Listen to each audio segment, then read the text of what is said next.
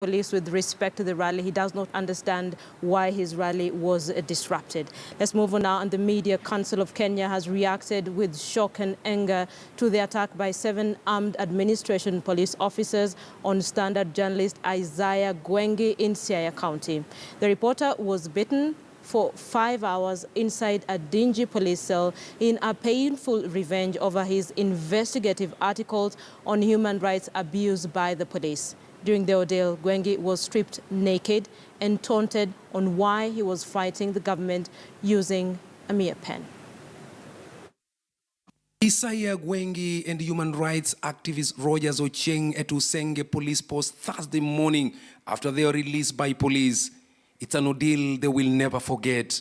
The officers drawn from the quick response police unit are said to have squeezed Gwengi's private parts to ascertain if he had been circumcised.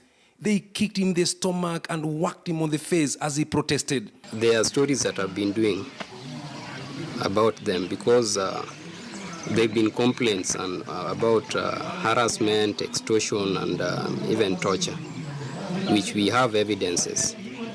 And this incident is coming barely some 2 months when I reported the matter to Bondo DCIO that my life was in danger. The two were later bundled into a police vehicle and driven to the nearby Usenge police post. But Usenge OCS Mesha Kabuluma, alarmed at the injuries sustained by the two suspects, refused to book them in and insisted that they be first taken for medication. When they brought us here at the police station, they wanted to abandon us here. Then the officer who was on duty told them that no, you can't do this. These people are injured and you have to take them to the hospital. Bondo MP Gideon Ochanda, who stormed the police station to demand for the release of the two, condemned what he termed as attack on innocent Kenyans. Given that there's no clear location in the lake where they could be based, they are based in the mainland. So in my view, this has brought a situation where they are most of the time idle because they are stationed in a place that's slightly off the island. And so most of the time they are getting into duties that are not necessarily their core duties. Those who spoke to KTN claim that the dreaded squad has been terrorizing the people of Usenge for a while now. Among its victims is this man who claims to have been shot in the leg. Vile nilitoka nilipita tu au namna hii nilisikia kama kuna kitu imefanya pap.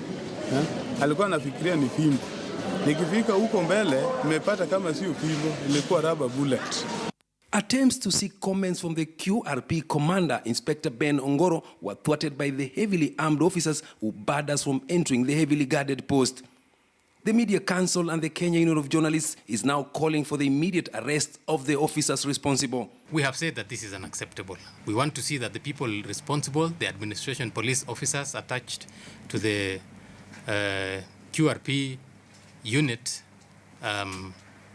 face the full force of the law. Journalists in several parts of Kenya have accused police of brutality, especially during the